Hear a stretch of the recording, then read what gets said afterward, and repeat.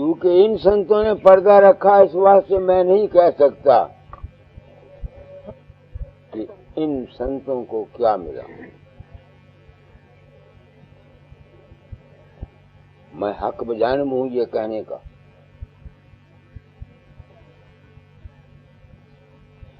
मैंने इस रास्ते में सफर किया है,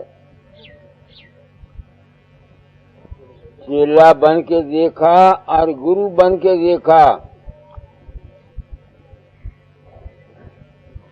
जैसे ये है ना, मैं भी ऐसे प्रार्थना किया करता।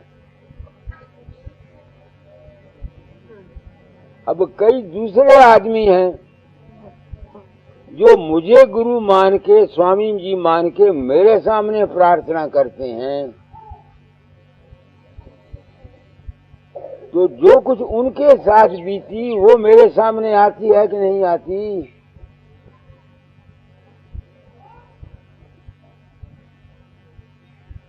तो वो उस बात से बिल्कुल मुख्तलिफ है जो कि इस वक्त के मौजूदा राधा स्वामी मत वाले या दूसरे संतों के पैरोकार कहते हैं। इसलिए मैं कहता हूं, मुझे नहीं मालूम दाता जाल को क्या मिला, स्वामी जी को क्या मिला, हजूर सामले शाह को क्या मिला। जो कुछ मुझे मिला मैं वो बताता हूं। इंसान का मन किसी चीज की तलाश करता है, वो कुछ जिंदगी चाहती है, ढूंढती है किसी चीज को, और ये ढूंढ उसके अंदर क्यों पैदा होती है, ये एक सवाल मेरे अंदर में आता।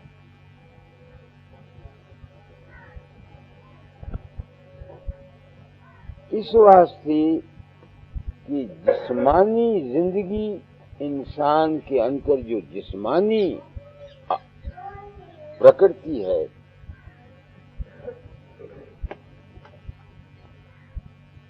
क्यों जिस्मानी प्रकृति है, जब ये कमजोर हो जाती है उस वक्त जिस्मानी बेचैनी पैदा होती है।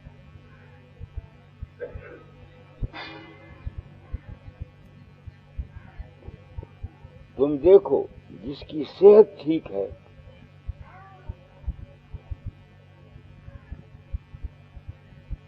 बच्चे को देखो, वो किसी सूरत में भी ज्यादा रोएगा नहीं, खुश रहेगा।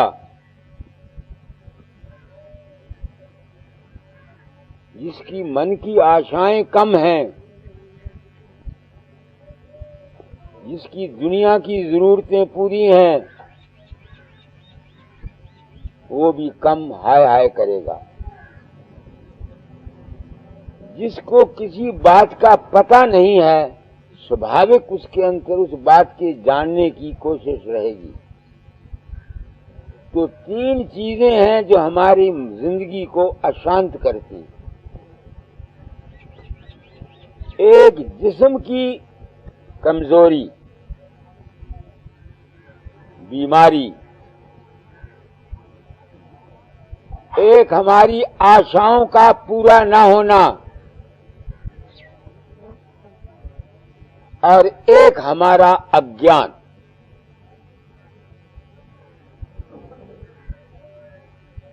ये तीन चीजों की वजह से हम इस संसार में अशांत होते हैं। मुझे किसी महापुरुष ने अपने जीवन का कच्चा चिट्ठा पब्लिक के सामने पेश नहीं किया। हजूर महाराज के बचपन की क्या जिंदगी थी, इसको मैं क्या जानता हूं।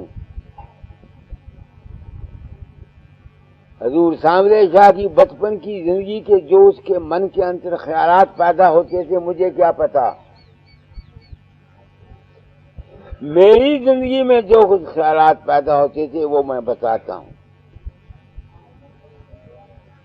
छोटी उम्र में शादी होने की वजह से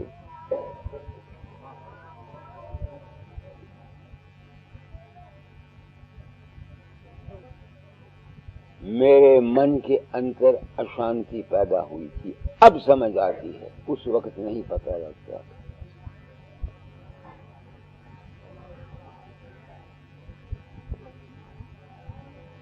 मैंने जिंदगी का तजर्बा किया है। यही बात एक दफा हजूर सामले शाह ने कही थी, सारी दुनिया में कहीं छपी हुई मैंने पढ़ी है कि अगर मुझको ये मालूम हो कि मेरा दूसरा जन्म होगा तो मैं दूसरे जन्म में बाल ब्रह्मचारी रहूंगा। ये बाबा सामन सिंह के अपनी जुबान के वचन हैं। किसी महात्मा ने अपने मन की कमजोरियों को नहीं बताया, इनडायरेक्ट वे से सब बता गए। ये जितनी बानी है जहां मन के विकारों का जिक्र है, वहां बयान किया हुआ है, मगर ये नहीं किसी ने कहा कि मेरे साथ ये बीती।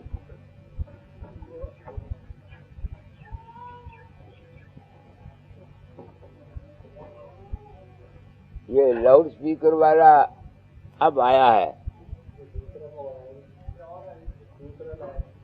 पहला कहाँ है? मैंने प्रण किया था अपने जीवन का अनुभव कह जाऊंगा। क्या अनुभव कहना चाहता हूं कि इंसान की अशांति का मुख्य कारण उसका मानसिक और शारीरिक ब्रह्मचर्य की गिरावट है।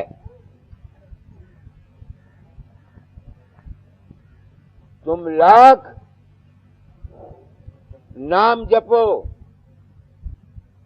रोते रहो, पीटते रहो गुरु के दरबार में जाकर,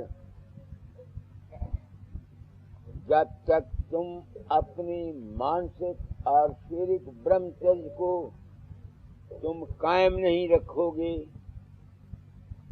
अपनी सेहत का ख्याल नहीं रखोगे,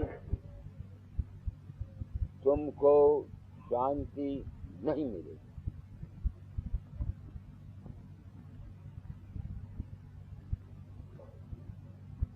मैं हजूर सामने शाह के वक्त में ब्यास गया था एक दफा, 1941 का वाक़या।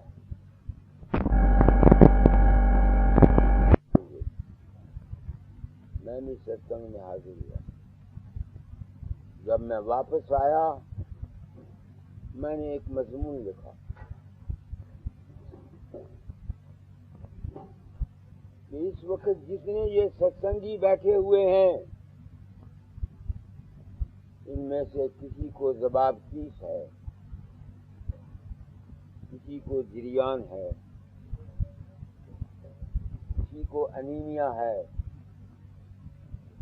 किसी को कुछ है। ये नाम जपते हैं,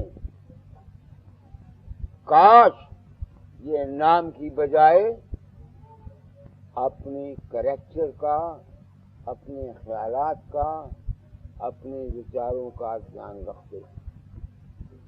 ऐसा मैंने 4 सफ़े भरे।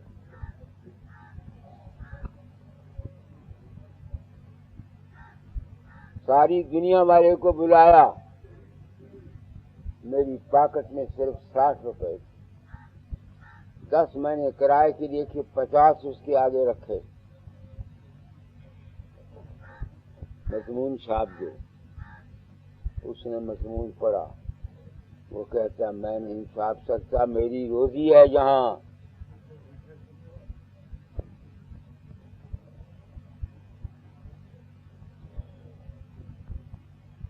मैंने अपने आप को संत सतगुरु वक्त कहा है। संसार के अंतर सतगुरु नाम है सच्चे ज्ञान का, वो देता हूं। तेरी मन की अशांति, तेरी जिंदगी की अशांति का मुख्य कारण ऐ इंसान, तेरा मानसिक और शेख ब्रह्मचर्य की गिरावट है।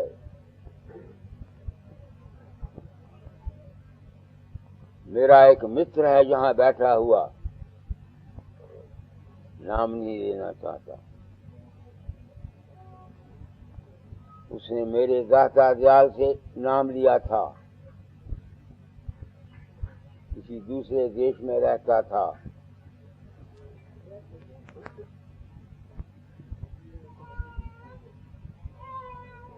वहां जाकर एक साधु के काबू आ गया, जिसने कहा मैं तेरी सुरग चढ़ाऊंगा, 10,000 रुपया दे के वहां लुट गया। दाता देर का चोरा छूट गया। फिर किसी वक्त मेरे पास आया, अपनी बात कही। मैंने कहा तेरियां समाधियां कैसे लगेंगी, तू तो वहां काम ही रहा है, बोल।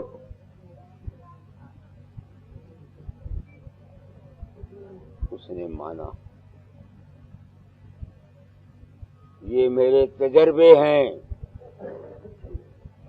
जो मैं संत सदगुरु वक्त की हैसियत में संसार को बताना चाहता हूं। लाख तुम प्रार्थनाएं करो, लाख सिर पटक के मर जाओ, जब तक इस कुंजी को तुम नहीं पकड़ोगे, तुमको शांति या मालिक का घर नहीं मिल सकता।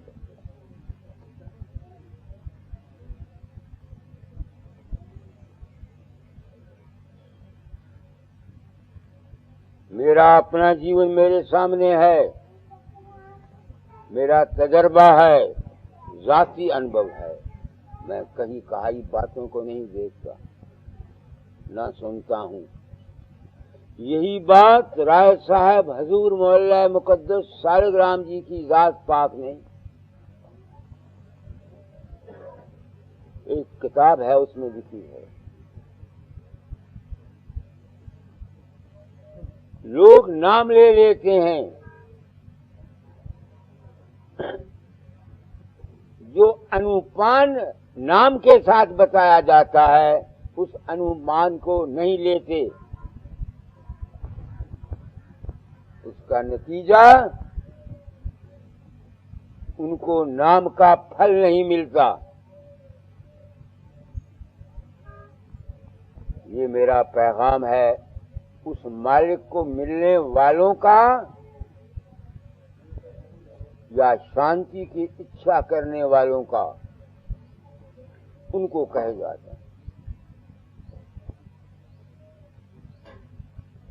तो अशांति का पहला कारण ये है, हमारी सेहत खराब होती है। इसका सेहत के खराब होने का कारण हमारा जीभा का स्वाद है ज्यादातर, कुछ हमारा विषय वकार का जीवन है।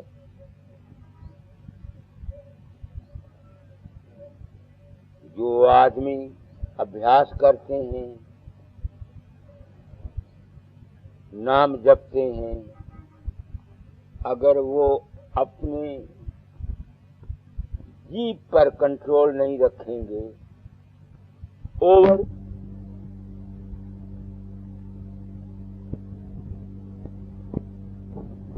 और विषय वकार में भी रहेंगे, उनको शांति या नाम की प्राप्ति नहीं हो सकती। मेरा अपना जीवन है। बसरे बगदाद में 12 साल रहा, मानसिक और शारीरिक ब्रह्मचर्य ठीक था। दाता ने कहा अब औलाद पैदा करो, फकीर अभ्यास छोड़ दो। मैं घर में आया, अगर औलाद के ख्याल ही से स्त्री के पास जाता तो कोई तकलीफ नहीं था। मैं तो अपने स्वाद के लिए स्त्री के पास जाता रहा, मगर चूंकि अंतर में अभ्यास करने की लज्जत थी मुझको, मैं अभ्यास भी करता रहा।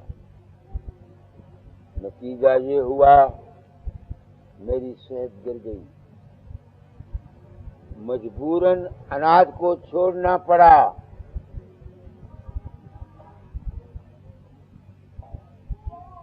जब मैं कहीं जाता, मैंने 35 साल अनाज नहीं खाया, कनक नहीं खाई, चावल नहीं खाए, दालें नहीं खाई, सिर्फ सब्जियां ही खाता था। जहाँ जाता लोग कहते महात्मा जी बड़े त्यागी हैं महाराज, महात्मा जी बड़े त्यागी हैं, त्यागी।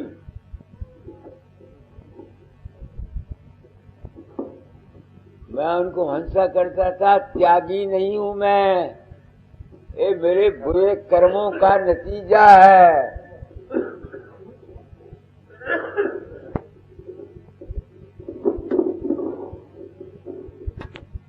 तुम सोचो, मैंने प्रण किया था, अपना अनुभव कह जाऊंगा,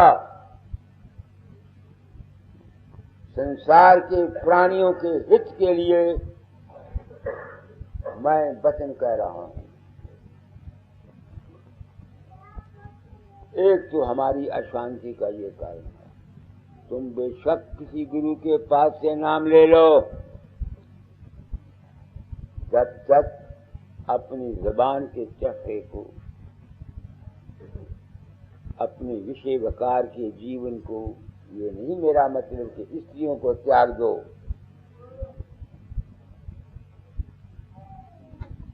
स्त्री साथी है तुम्हारा,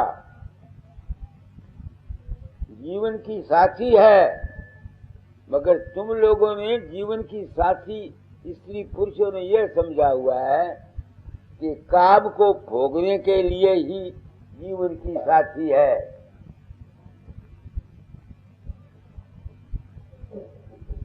सोच लो, ये बानियां लिखी हुई हैं। एक शब्द है, अरे मन रसिया काया के बसिया, निकलता है तो निकालो कहीं, छोड़ो, ऐसे ऐसे शब्द हैं। तो इस शब्द में पुकार की गई है गुरु से। गुरु इस पुकार का जवाब क्या देता है जीव को? उसको शांति के हासिल करने के लिए गुर बताता है। ये तो कह देते हैं मांस शराब ना खाया कर, जो असली चीज कहने वाली है वो तो कहता कोई नहीं। भाई जीव का स्वाद ना खींचा कर, बिच्चे ही मांस छूट गया, बिच्चे ही शराब छूट गया।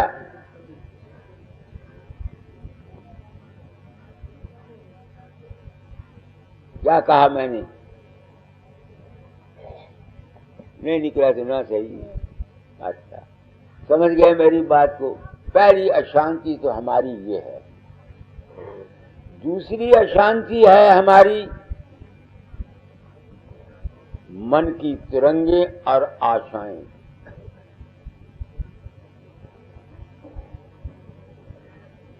मन की तिरंगे और आशाएं, उसके लिए क्या ज्ञान है? मौज पर रहना, मौज पर रहना। जिनको नाम दिया जाता है उनके लिए पहली शर्त ये है, जिसको गुरु नाम देता है उसको कब नाम देता है? पहली शर्त ये है जो राधा स्वामी दयाल ने अपनी बानियों में लिखी है कि भाई ज़र जन और जमीन को मौत के हवाले छोड़ के आ।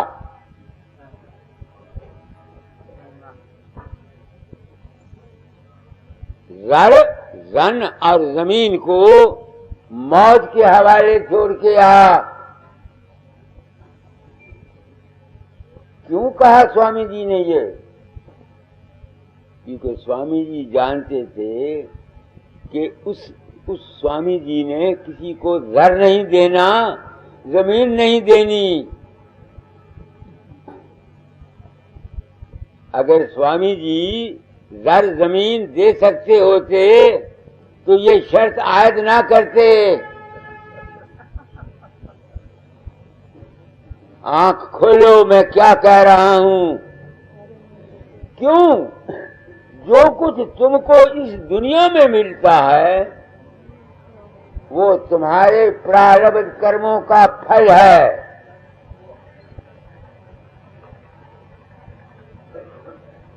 जो जो कर्म पिछले तुम लोगों ने किए हुए हैं उनके मुताबिक, या जो कर्म यहां करोगे उनके मुताबिक तुम्हारी जर जन और जमीन का संबंध होता है।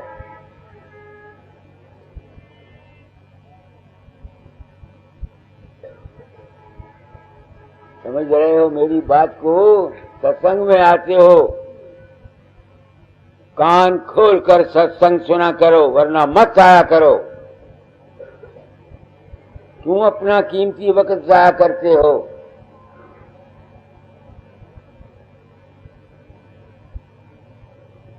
जो कुछ किसी को मिलना है, मिलेगा, मिलता है, वो उसके अपने ही कर्म का फल है। कोई महात्मा, कोई गुरु तुम्हारे प्रारब्ध कर्मों को नहीं काट सकता।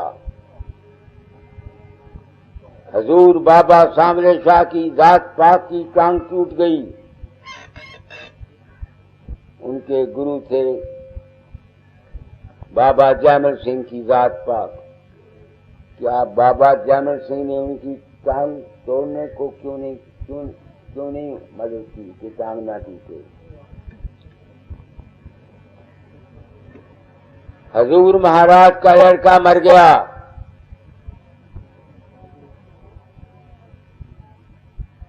सत्संग में आए, स्वामी जी जरा उदास थे। पूछते हैं, महाराज आप उदास हैं, तेरा लड़का मर गया। जी मुझे कोई अफसोस नहीं। अच्छा, हमें भी कोई अफसोस नहीं। अब स्वामी जी ने हजूर महाराज के लड़के को क्यों ना बचाया?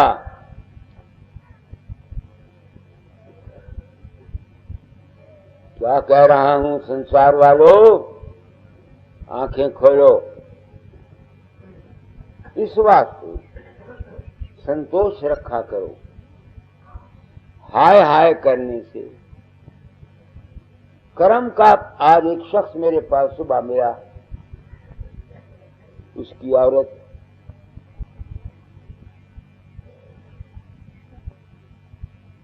दिमाग का आउट है, क्योंकि उसके बच्चा भी कोई नहीं, घर में कला रखती है, वो बहुत दुखी है। आज बरसों जब मैं फरीदकोट में स्टेशन मास्टर था, मैं चारपाई पर बाहर सुबह लेटा हुआ था। वो शख्स मेरे पास आया, कहता है कोई राधा स्वामियों का सत्संग होता है। मैंने कहा भाई और तो कोई राधा स्वामियां नहीं है, मैं ही हूं। वो सत्संग में आता रहा। तो जब मैंने सत्संग किया, वो शब्द निकला था, वो आदमी बैठा हुआ है जहां, सुनता होगा। शब्द ये निकला, मत देख पराए अवगन, क्यों पाप बढ़ावे छिन छिन, मक्खी सम मत कर भिन भिन। वही शब्द निकालो, मत देख पराए अवगन, क्यों पाप बढ़ावे छिन। वो शब्द निकला। उस शब्द पर मैंने अपना भाषण दिया। वो शख्स मेरे पांव पर पड़ता, कहता बाबा जी आपने बचा लिया। क्यों? मैं अपनी औरत से दुखी होकर खुदकशी करने के लिए घर से निकला था। वो शख्स यहाँ मौजूद है, नाम नहीं मैं लेना चाहता।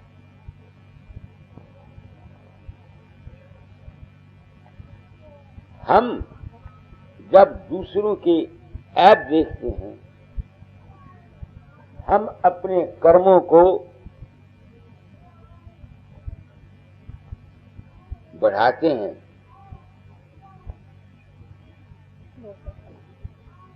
क्योंकि जब हम किसी की बुराई करते हैं, किसी में ऐब देखते हैं, किसी के साथ ठगी करते हैं, हम अपने कर्मों को बढ़ाते हैं। वो कहता था, आज सुबह मैं महाराज अपना सेवक पेगू संख्या के पास ले गया। उसने कहा कि तू पिछले जन्म में ये था, किसी औरत के साथ मिल करके तुमने उस औरत के खावन के साथ कोई बुरा सलूक किया या मरवा दिया या क्या किया, उसके फल के एवज में तुमको ये मिलते हैं।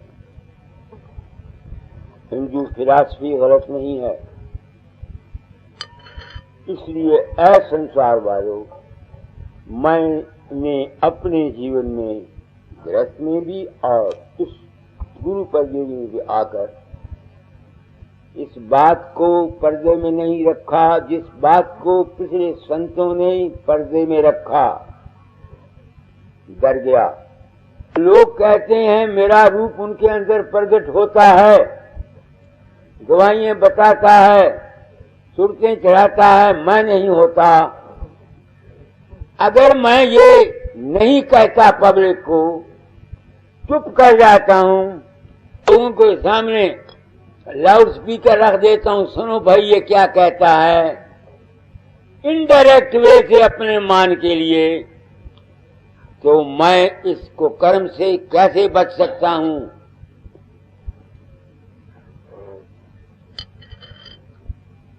सोचो मैं क्या कह रहा हूं। तो हम एक दूसरे की बुराई करते हैं, बेगुनाहों को इल्जाम लगाते हैं अपने स्वार्थ के लिए। तो अवगुणी देखते हैं ना, तो उसमें स्वामी जी ने इस जहां नाम देते हैं वहां जीवों को क्या कहा है, पढ़ो। एक पराए गन क्यों पाप बढ़ावे, दिन दिन मत देख पराए गन क्यों पाप बढ़ावे, दिन दिन पर जीव सतावे, खेने खेने छोड़े अपने गन गन गन। अब जो कहते हैं अपने आप को, मैं अभी सोचता हूँ कबीर चंद, तू जब बात कहता है, तू जब नुक्ताचीनी करता है इस मौजूदा गलत गुरुइज्म पर, क्या तू ये गुनाह नहीं कर रहा? मैं अपनी आत्मा से पूछता हूँ वाणी को सुनकर। जब मैं ऐसा कहता हूं तो मेरा भाव ये है, क्योंकि मैं संत सदगुरु हूं, सच्चा ज्ञान देता हूं, ये भाव है कि जीवों की इसराह हो जाए, इन महात्माओं की इसराह हो जाए, इन गुरुओं की इसराह हो जाए। तो इसराह करने के ख्याल से मैं कहता हूं, मेरे भाने कोई कुछ करता फिरे, मेरे भाने कोई कुछ करता फिरे, मुझे क्या? फिर मैं सोचता हूं कि तेरा ये भी तरीका गलत है। मैं कहता हूं अगर ये मेरा तरीका गलत है तो इस ऐब से दूसरों की गलतियों को बताने के कबीर भी बरी नहीं, स्वामी जी भी बरी नहीं, क्योंकि उन्होंने सबका खंडन किया है। किया है कि नहीं खंडन? खंडन इसीलिए किया है कि उनका ख्याल गलत था, ऐब तो उन्होंने भी देखा।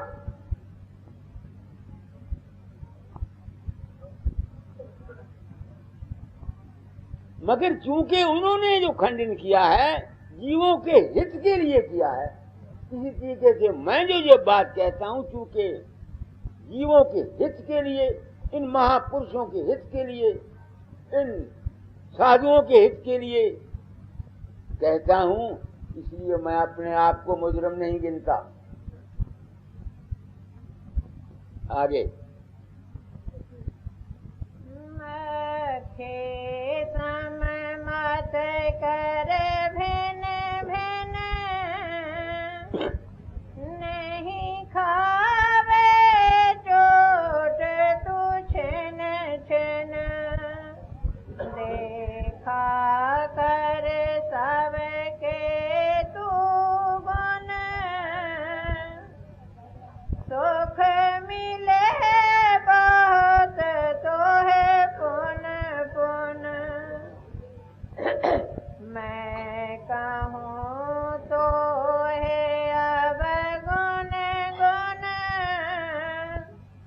तो मान बचन मेरा सुन सुन, गति गाए मैं ये हंसन,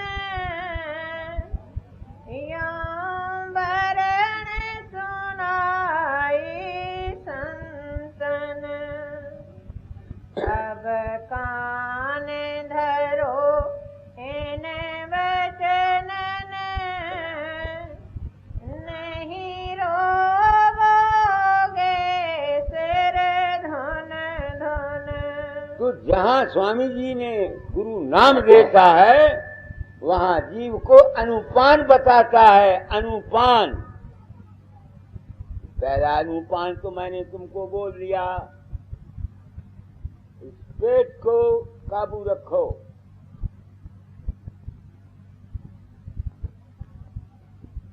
पेट को काबू रखो, पेट को। इसमें विष्णु महाराज रहते हैं, तुम्हारी इज्जत रखनी है। अगर तुम्हारा हाजमा ठीक है तो तुम्हारी जिंदगी अच्छी रहेगी, तुमको शांति मिलती रहेगी।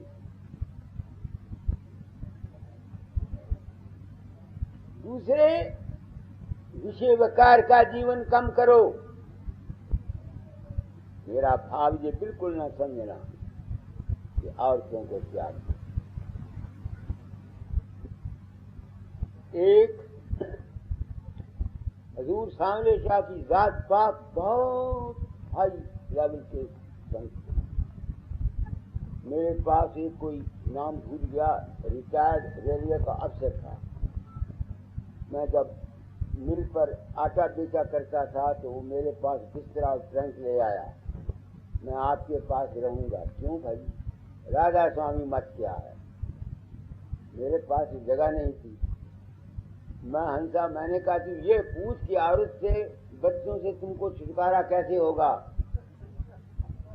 ये ना पूछ कि राधा स्वामी मत क्या है। अब वो मेरी तरफ देख के हैरान होता, आपको कैसे पता? मगर मैं जानता हूं।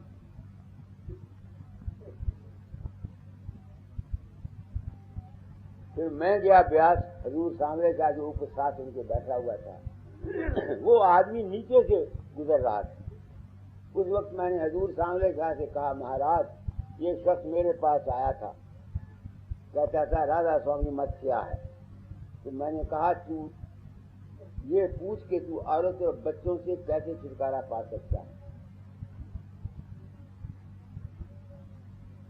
तो मैंने कहा अगर हजूर ये तालीम दें, क्योंकि औरतों और बच्चों से जो तकलीफ हमको होती है, कुछ तो हमारे प्रारब्ध कर्म हैं,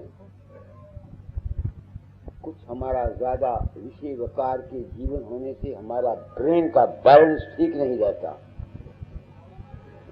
कहेंगे फकीर चंद बात तुमने 16 आने कही, मगर जीव ऐसे बेवकूफ हैं, अगर मैं ये कह दूं तो इन घरों में दोनों में झगड़ा हो जाएगा। ये औरत ब्रह्मचारी रखना चाहेगी तो मर्द उसको तंग करेगा, अगर मर्द रखना चाहेगा तो औरत उसको तंग करेगी। बात उन्होंने 16 आने कही।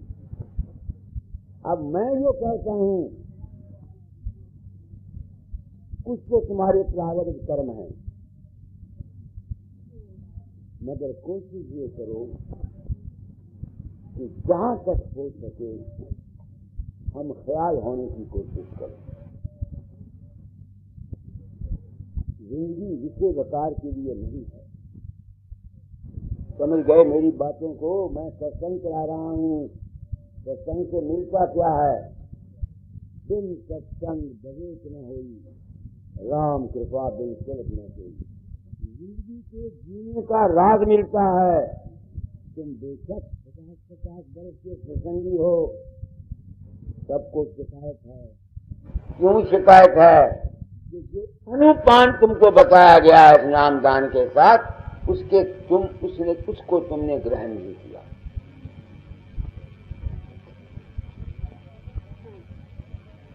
तो इस शब्द में सबसे बड़ी चीज क्या है? दूसरों के अवगुण मत देखो, अपने काम से काम रखो, तब तुम्हारा साधन भी बनेगा, अभ्यास भी बनेगा और मन को शांति भी हो जाएगी। समझ रहे हो? पिछले कर्मों के अनुसार हमें जो कुछ मिलता है दाता दयाल से, मेरे नुक्ता नगाह से, वो परम तत्व माल के कुल के अवसार से ठीक है। उनको जब पिछली उम्र में राहु आ गया